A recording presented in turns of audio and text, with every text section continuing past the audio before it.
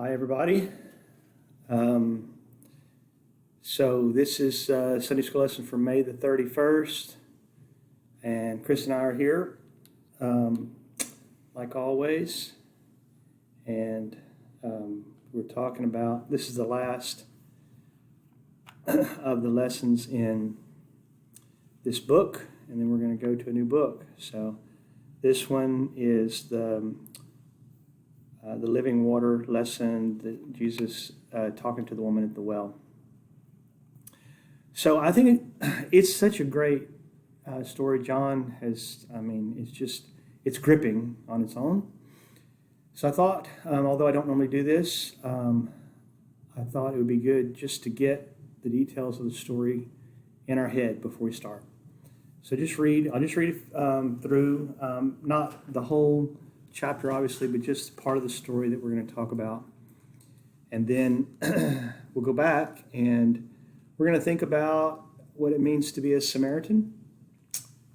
We're going to think about Jesus' travels, and we're going to think about who this woman was. Dad and I had a nice text exchange this morning about it, thinking about all these things. So we'll talk about all of those. Okay. All right. So John chapter 4. When therefore the Lord knew that the Pharisees had heard that Jesus was making and baptizing more disciples than John, although Jesus himself was not baptizing, but his disciples were, he left Judea and departed again into Galilee. And he had to pass through Samaria, and he came to a city of Samaria called Sychar, near the parcel of ground that Jacob gave to his son Joseph. And Jacob's well was there. Jesus, therefore, being wearied from his journey, was sitting thus by the well. It was about the 6th hour. There came a woman of Samaria to draw water. Jesus said to her, "Give me a drink." For his disciples had gone away into the city to buy food. The Samaritan woman therefore said to him, "How is it that you, being a Jew, ask me for a drink, since I am a Samaritan woman?" For Jews have no dealings with Samaritans. Jesus answered and said to her, "If you knew the gift of God, and who it is who says to you, 'Give me a drink,' you would have asked him, and he would have given you living water." She said to him, "Sir, you have nothing to draw with, and the well is deep. Where then do you get that living water? You are not greater than our father Jacob, are you, who gave us the well and drank of it himself, and his sons and his cattle?" Jesus answered and said to her, "Everyone who drinks of this water will thirst again, but whoever drinks of the water that I will give him will never thirst.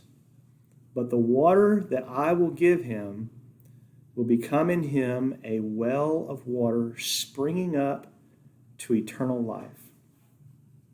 The woman said to him, "Sir, please give me this water, so that I will not be thirsty, nor come all the way here to draw."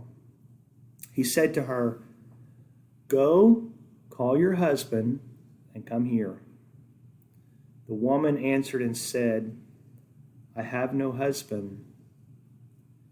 Jesus said to her, "You have well said, 'I have no husband,' for you have had 5 husbands, and the one whom you now have is not your husband. This you have said truly." The woman said to him, "Sir, I perceive that you are a prophet. Our fathers worshipped in this mountain, and you say that in Jerusalem is the place where men ought to worship.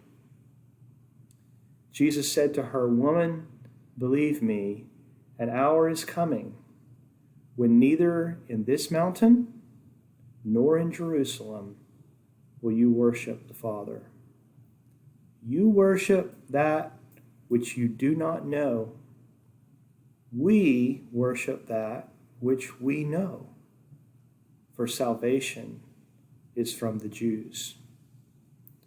But an hour is coming, and now is, when the true worshipers will worship the Father in spirit and truth. For such people the Father seeks to be his worshipers. God is spirit, and those who worship him must worship in spirit and truth. The woman said to him, I know that Messiah is coming, he who is called Christ.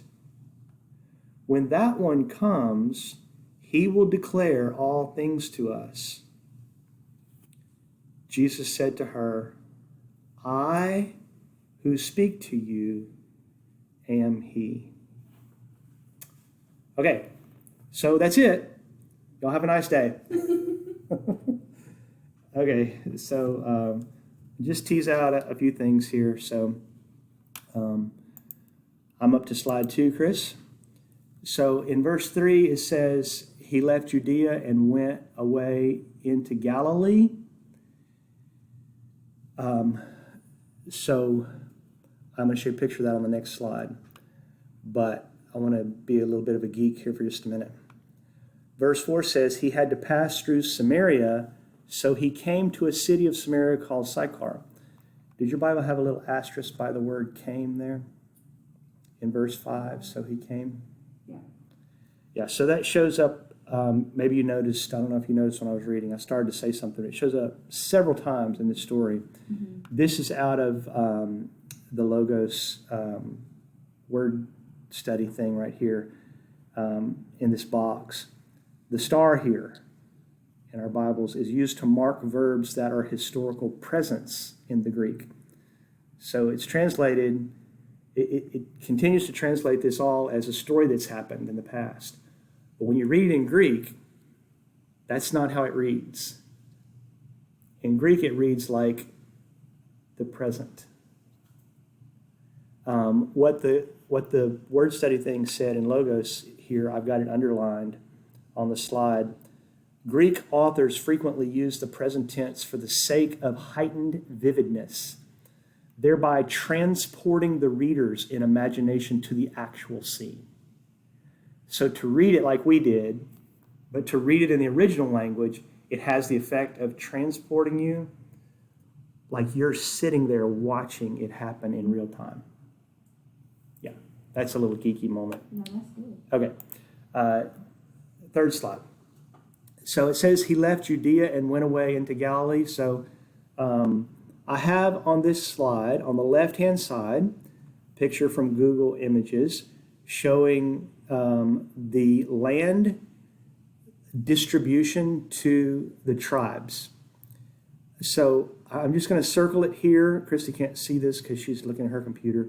I'm circling this area right here as the area where all this is going down. You can just barely read it here, but I'm going to blow it up in a minute. Shechem, they're right on the border of Ephraim and Manasseh, just to the west of the Jordan River there, just to the west of Gad. Okay. So these are the historical tribal lands. It's important to point this out because in Samaritan tradition, they saw themselves as direct descendants of the tribes of Ephraim and Manasseh, Joseph's two sons. Okay, so I think that's on the slide here coming up, but that'll resonate. This is all the area here where Shechem and all this is. It's all the area which you hear on the news today. They're talking about the West Bank area. Okay, on the right-hand picture over here, you can see Israel at the time of Jesus, 1st century AD, And you can see in the south, Judea, and Jerusalem is in Judea. And then Samaria, you can see right in the middle of Samaria, can you read Mount Gerizim and Mount Ebal and Sychar right in the middle? Okay, so that's where our story's happening, right there. Okay, so in the wording there in John 4, he left Judea and went to Galilee. He had to pass through Samaria. So there you go.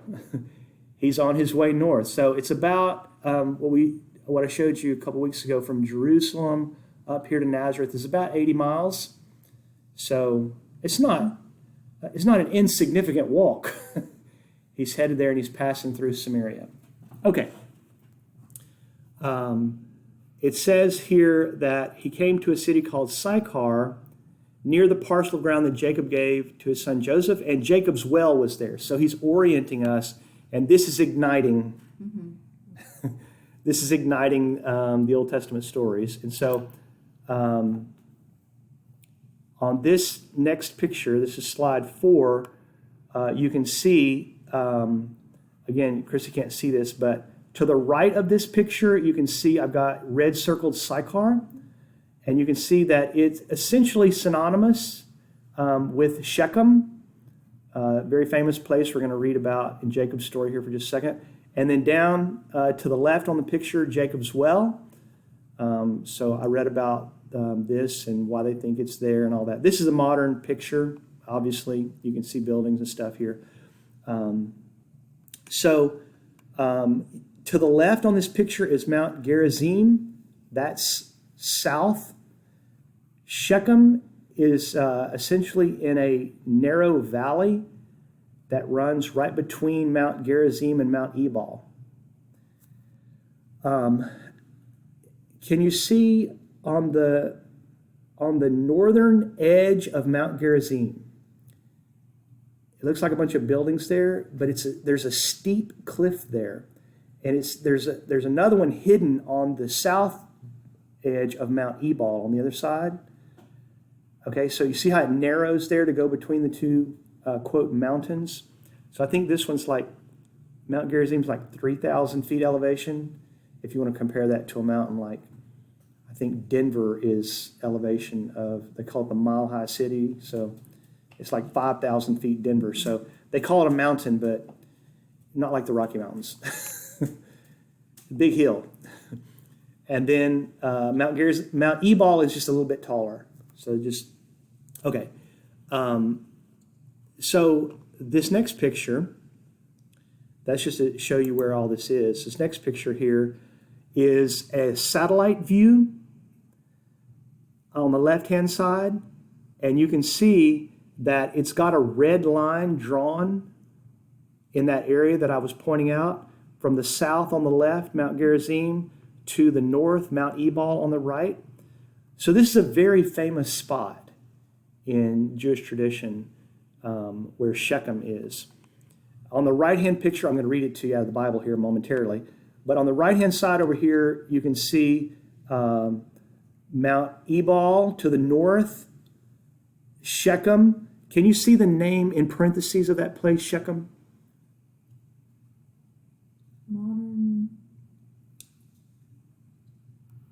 Nablus, yeah, Nablus or Nabulus, yeah. So it's here on this image and this one. And then Mount Gerizim on this side. And then you see where Jacob's well is over there on the right? I've got it circled in red. Mm-hmm. Okay, so this is where all this is going down. Shechem, Sychar, Jacob's well, between Mount Gerizim and Mount Ebal. That's where all this is going down. Okay, but this spot, as it turns out, is a famous spot. So if we were familiar with our Old Testament stories, we would have gone, I know exactly what's going on here. Okay, so in Genesis 33, in verse 18, it says, Now Jacob came safely to the city of Shechem, which is in the land of Canaan, when he came from Padan Aram, and he camped before the city.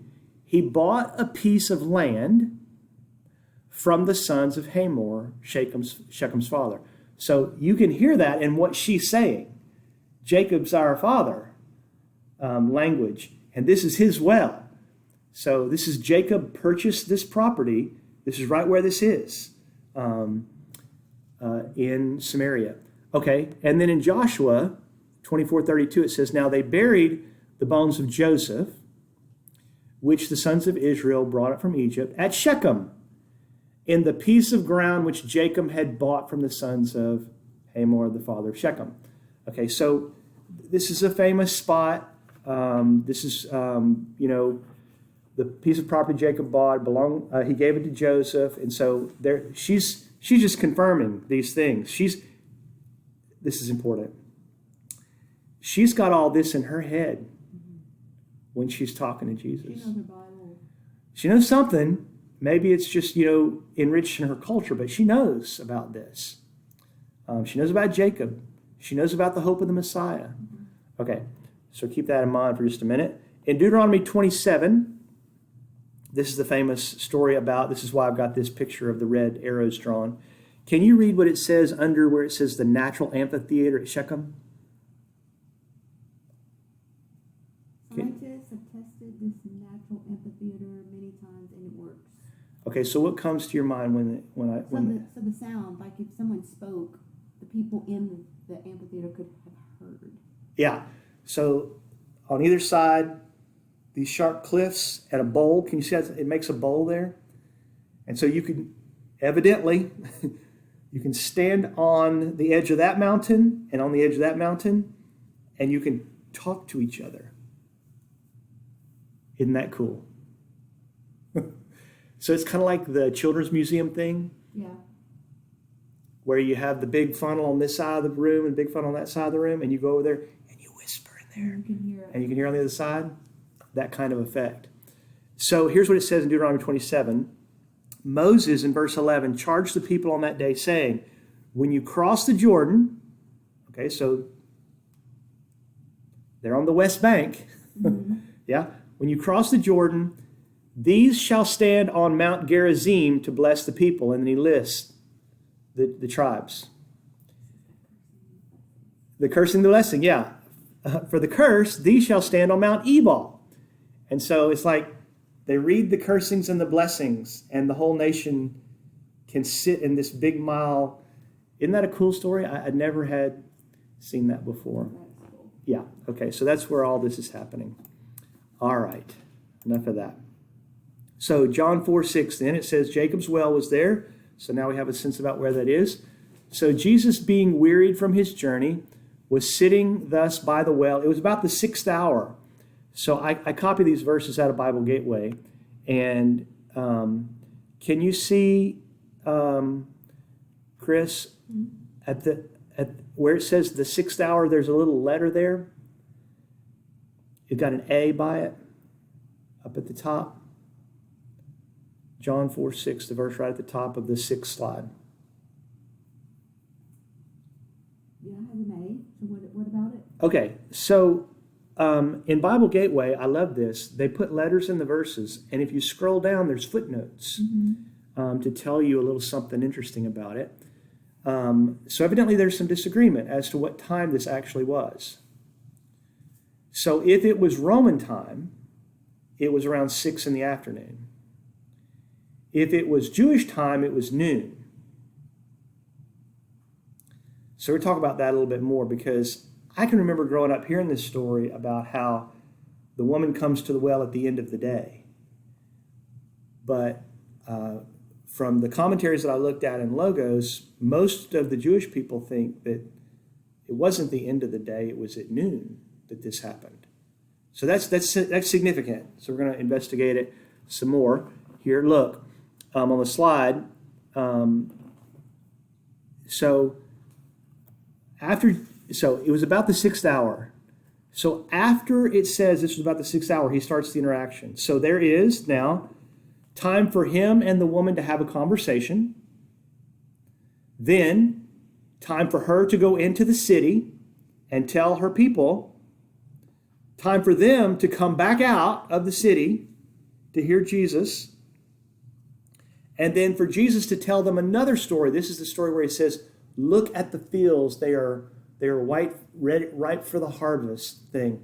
So you wouldn't have said that if it was dark. So John 4:30 says, they went out of the city and were coming to him. Verse 35, behold, I say to you, lift up your eyes and look on the fields, for they are white for harvest. This is all happening in the same story. So I'm convinced that this probably happened around lunch, around noontime, to give time for all this to happen. So the way it's been presented to me before, and I know you probably heard this too, is it was at the very end of the day. She had to go out there because she was deemed, less of a person and all that. And the fact that she went at noon was probably irregular because traditionally they would go out early in the morning to get their water. Anyway, okay, so let's talk about her. Verse 7, there came a woman. See the asterisk? Yeah. So every time I see that asterisk now, here's what it does to me. I say, John wants me to think I'm actually sitting there watching this. Yeah. There came a woman of Samaria to draw water, and Jesus said to her, so literally in the Greek, and I'm going to butcher this, there was a woman, and she was coming. She's coming to draw water. And Jesus was saying to her, can you hear him talking? That's the kind of image it presents in my head now. Okay, give me a drink, for his disciples had gone away. The Samaritan woman then was saying to him, how is it that you, being a Jew, ask me for a drink, since I'm a Samaritan woman? For Jews have no dealings with Samaritans. Okay, so I just brainstormed this. Chris, you can help me in how you think about it. I just brainstormed a bunch of this, pros and cons on this Samaritan lady. Okay, so let's just go through them. By pro, I mean she wasn't. If it's pro, it means she's one of the good guys. If it's con, she's one of the bad guys. So here's the ones I thought about. Okay, so pro. It depends on how she said it. But she said, why would you speak to me? So when I read it, I tried to be neutral. But if I read it like this, why would you speak to me? Then it's a con. Yes? So I've got that on number 2 under the cons. But if she said instead, if her tone was, I don't understand why you're talking to me. I'm nothing to you. That changes her. Yes? Okay. Number 2, 3 times, if I counted right, here she says it in, give me just a second here. In verse 11, she says, sir. In verse 15, she says, sir. In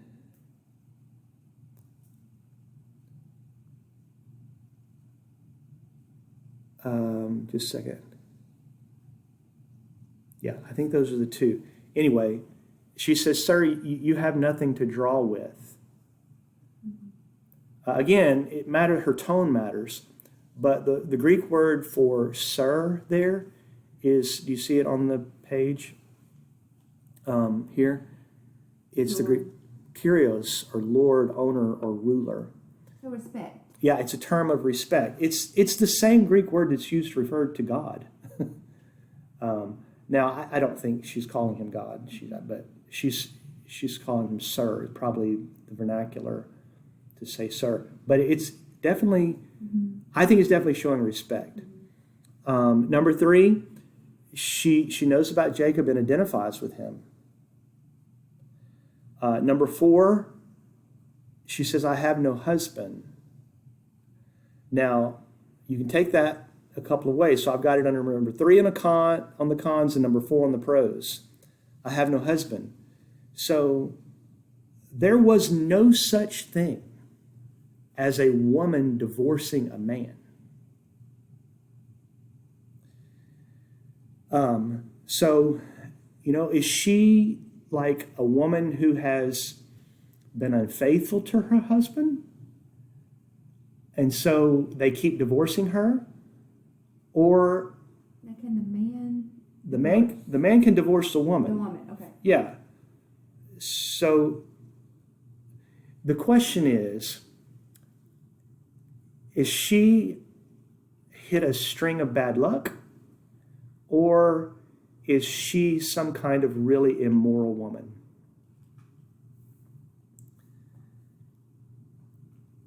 I don't think it's black and white for me. It's not black and white. I think, and I'm leaning, you can hear it in my tone, I'm leaning toward the idea that she was an abused woman. That's what I'm leaning toward here. That these men would marry her and then just toss her away. But it's possible that she was a bad girl. It seems odd to me that she would be so familiar and using the language of Jacob as her father and knowing about the Messiah coming. And so, but maybe so. I don't know. What do you think? She's definitely an underdog. She's definitely not respected or treated well in the culture or whatever.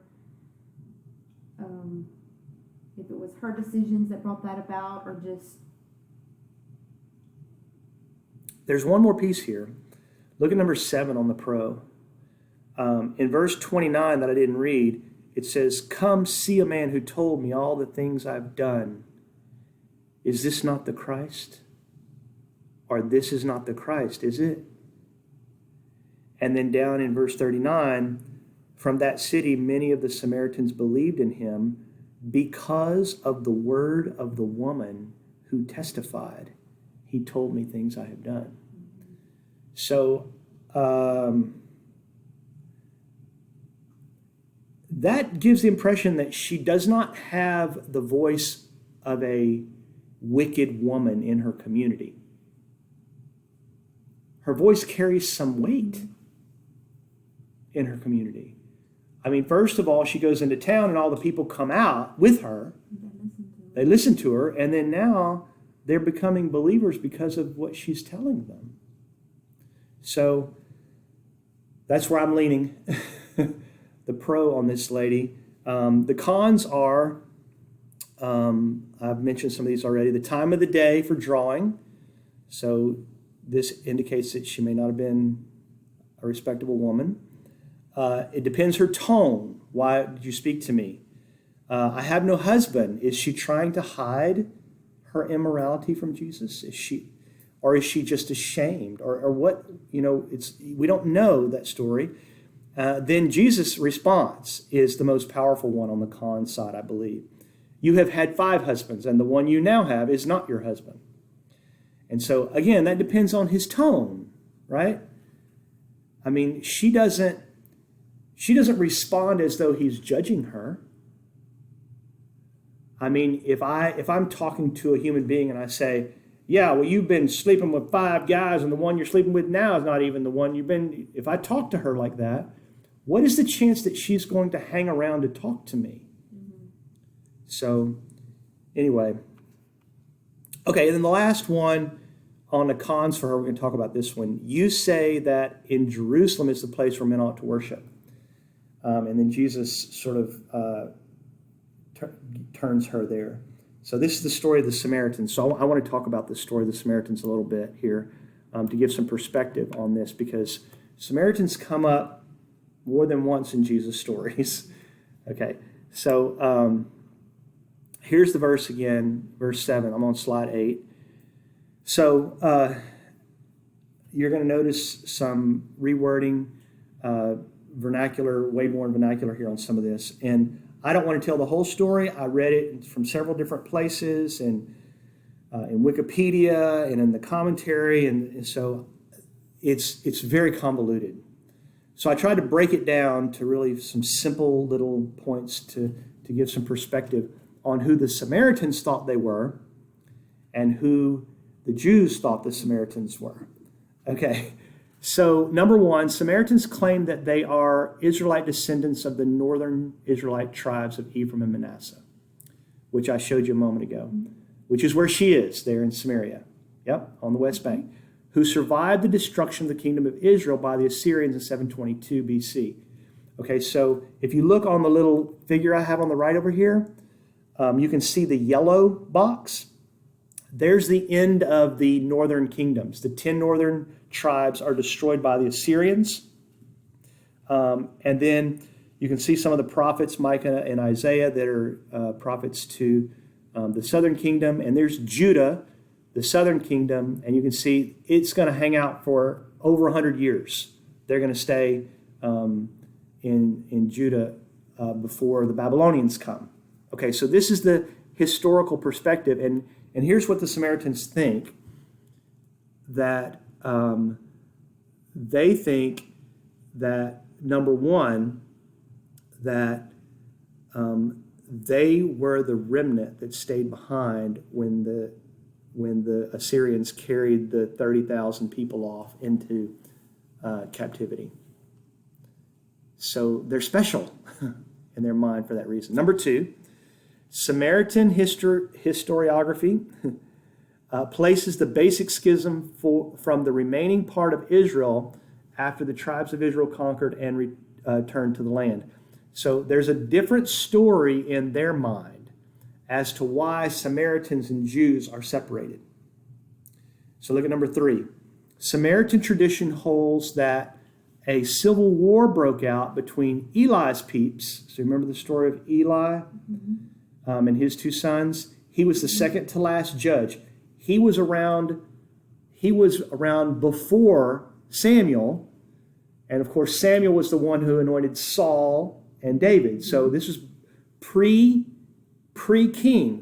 So the Samaritans see their split. They see their split historically as happening way before even the Assyrian captivity thing, which is how they justify their Bible being different. They have one text, Genesis to Deuteronomy. It's called the Samaritan Pentateuch. And that text, the Samaritan Bible, or the Aramaic, their Aramaic Bible, I'm chasing down the wrong roads. I don't want to get hung up in this. So the stories, there's major stories in there that are different. Like Isaac, for example, when Abraham takes Isaac up on Mount Moriah, and then we learn later in Chronicles that that's where they build the temple. It's in Jerusalem, on the mountain Jerusalem. In their Bible, Abraham takes Isaac up Mount Gerizim. So the proper place, you hear it in her language, the proper place of worship for them, where the temple should be, is on Mount Gerizim. And as it turns out, there was a temple there, and archaeological evidence has uncovered it all the way down to the bedrock. A bedrock slab has been found on the bedrock of a flat place on Gerizim that's believed to be part of the original temple. And so, anyway, this is a cool story, and this is what she's processing with. She's a Samaritan.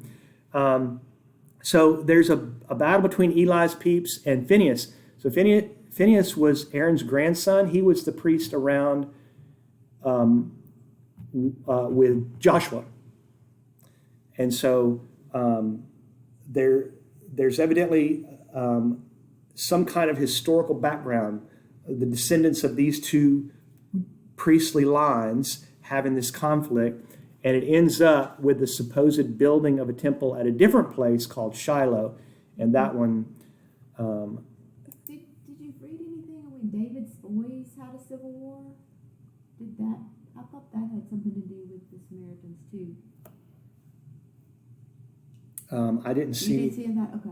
I didn't see anything about David's boys with the Civil War, with the Samaritans, but I didn't read everything, obviously. I'm just looking this stuff up as much as I can. So Israel is supposed to have been split into three factions at some point. There was a loyal faction that would worship on Mount Gerizim. So that's who she sees herself as, the loyal faction of Samaritans that follow the Samaritan scriptures. A heretical faction that followed false gods, which there always is, and then another faction that followed Eli.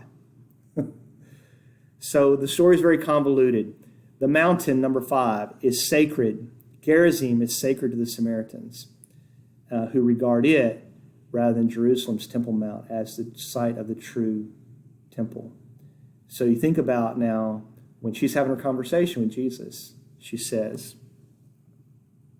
our fathers worshipped in this mountain, and you say that in Jerusalem is the place where men ought to worship. And Jesus very quickly corrects her that Jerusalem is the right spot. Woman, believe me, there's an hour coming when neither you on this mountain nor in Jerusalem will worship the Father. And so, okay, last piece here. So dig any further. I found this interesting on a different website. There are evidently coins that were produced by a Roman mint in Nablus. Do you recognize that word? Or Nablus, right between Gerizim and Ebal, that included within their design a depiction of a temple. Surviving coins from this mint date to 138 to 161 AD or CE, show a huge temple complex, statues, and a substantive staircase leading from Nablus to the temple itself. And I got the best picture I could find of these coins that they found. So there's all kinds of archaeology to back up the stuff that's happening in the conversation between this woman and Jesus. Now, this is what it says in the Bible about who the Samaritans are. And so you have to read a little bit into it, but here it is. In 2 Kings 17, it says, in the 9th year of Hoshea, you see Hoshea down in the yellow? Mm-hmm. It's the last one of the Israelite kings before the Assyrians wipe them out. Mm-hmm. The king of Assyria captured Samaria and carried Israel away into exile to Assyria and settled them in Halah and Habar on the river, blah, blah, blah. All right, skip down to verse 24. The king of Assyria then brought men from Babylon and from Kuta and Ava and Hamath and Sevarim and settled them in the cities of Samaria in place of the sons of Israel. So they possessed Samaria and lived in its cities. And then there's this weird story about how they're doing evil stuff and lions are eating the people. And then they send in a priest. The Assyrian king sends in a priest. He says, tell the people how to follow the God of the land. So the lions will quit eating them.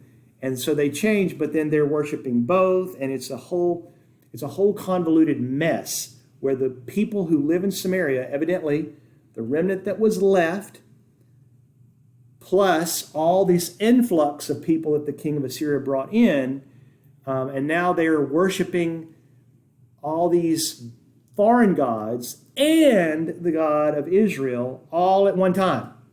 And it's just a huge idolatrous mess. So it says in verse 34, to this day they do according to the earlier customs. They do not fear the Lord, nor do they follow their statutes or their ordinances or the law or the commandment which the Lord commands the sons of Jacob, whom he named Israel, whom the Lord made a covenant, commanded, saying, you shall not fear other gods. And he goes all the way back to, this is the God who brought you out of Egypt.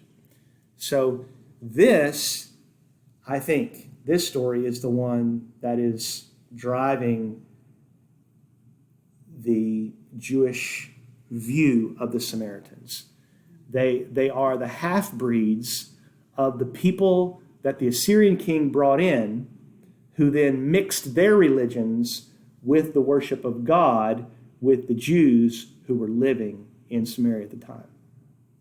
So that's the story that I've heard before. Mm-hmm. All the other stuff about the Samaritans I had not heard, but the other stuff about Mount Gerizim being the place of worship, that's the stuff she's processing. So she's got a different historical tradition in her mind as she's talking to Jesus. Okay, well, that's just about it then.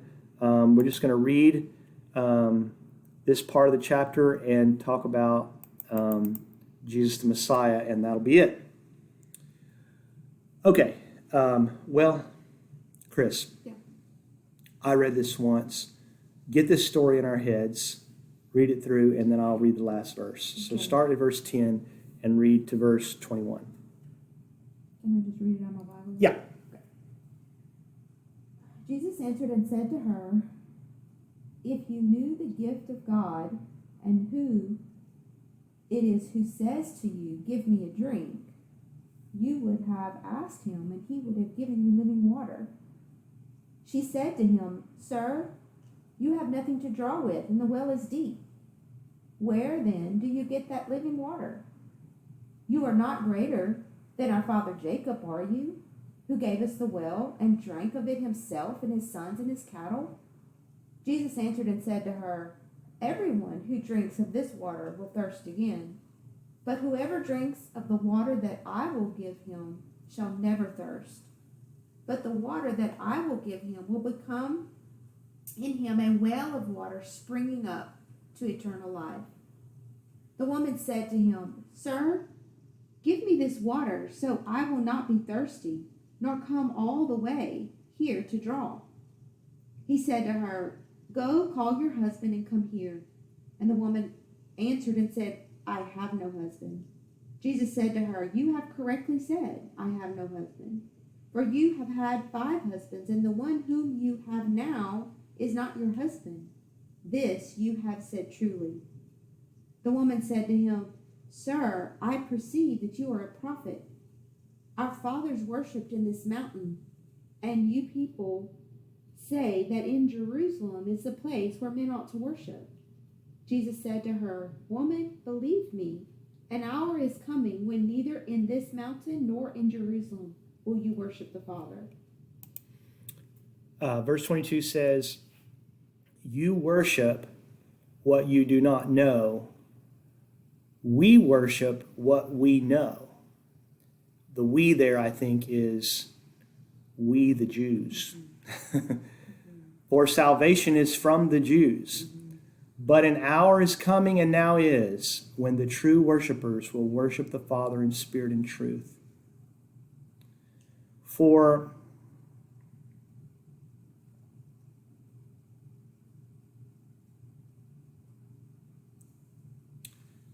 where am I?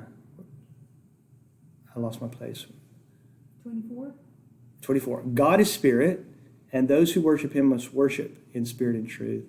The woman said to him, "I know," this is where we're going to finish, "I know that Messiah is coming, he who is called Christ.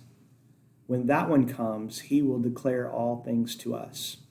So this is out of Logos here. It says about the Messiah coming. This is a Hebrew word in the New Testament. So it's like, so the Hebrew word for Messiah is the word Mashiach.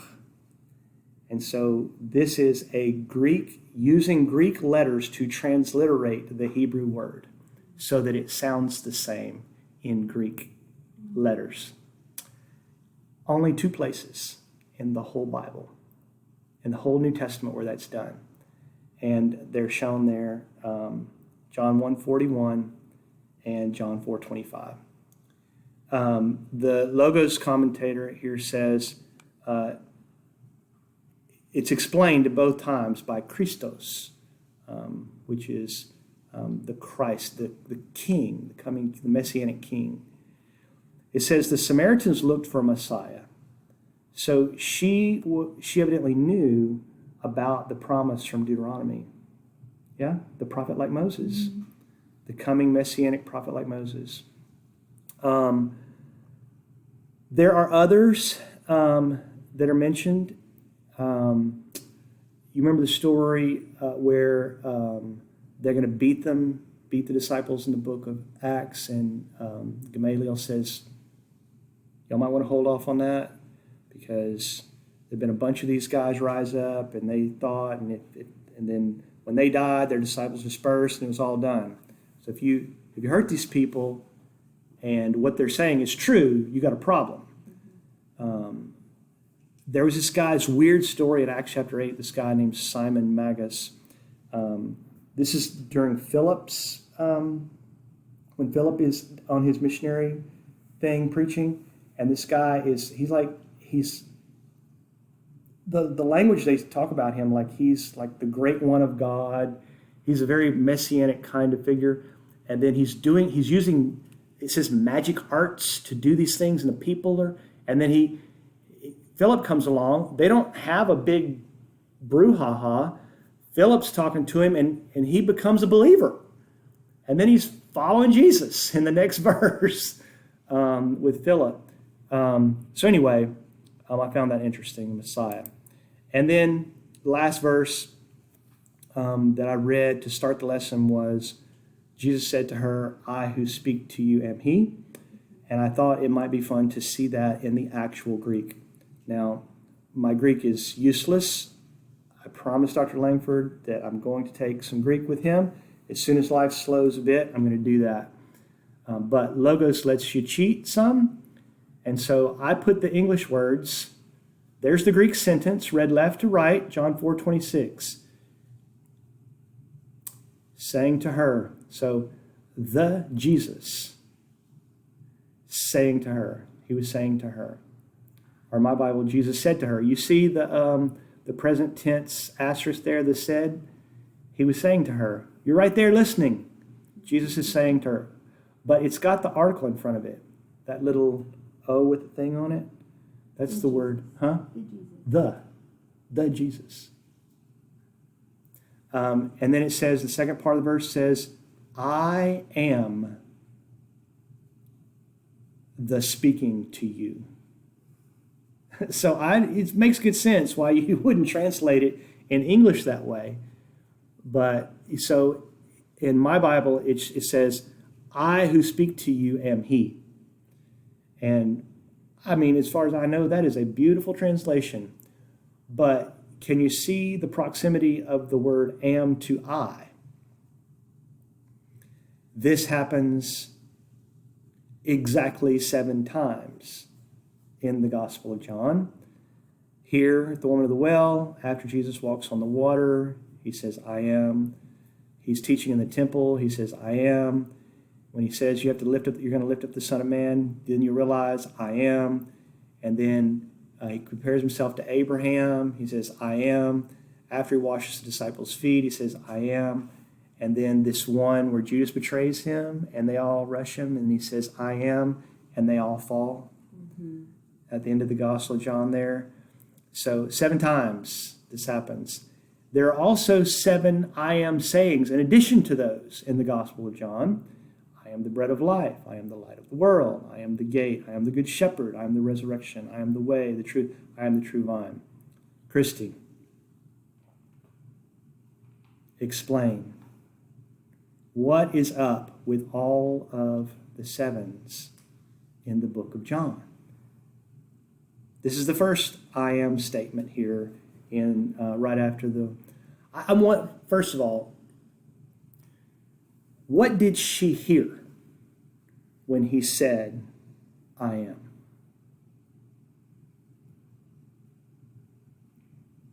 I am the speaking to you. Well, my mind, if she knew about Moses, when Moses is at the burning bush.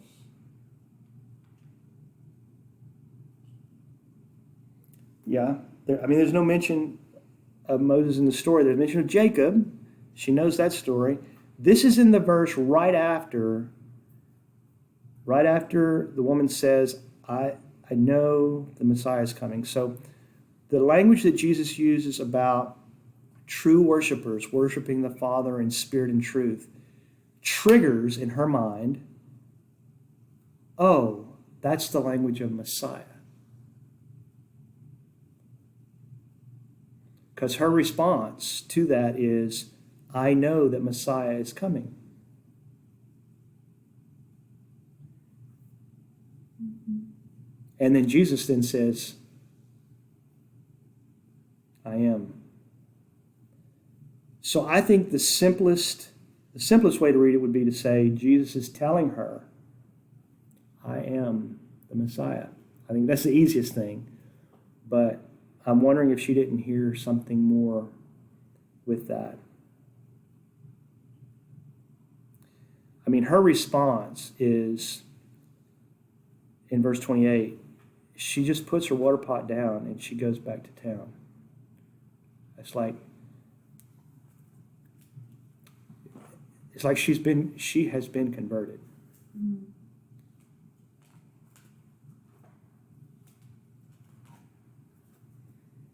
I'm wondering if there wasn't more to the conversation.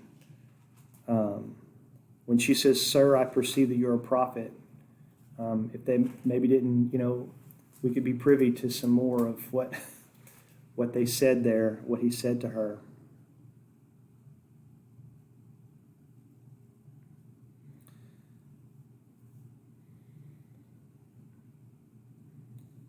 Well, I mean, the very geographical location they were at is where Moses spoke to the tribes, right?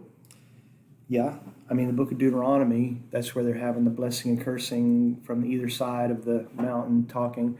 It's not far from where they crossed the Jordan, evidently.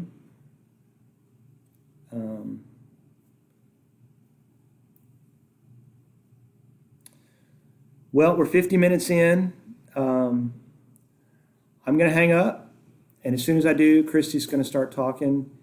So I'm going to pretend to hang up here, and then when she starts, I'll have it on tape this time. So I hope you guys have a great week, and hope to see you soon.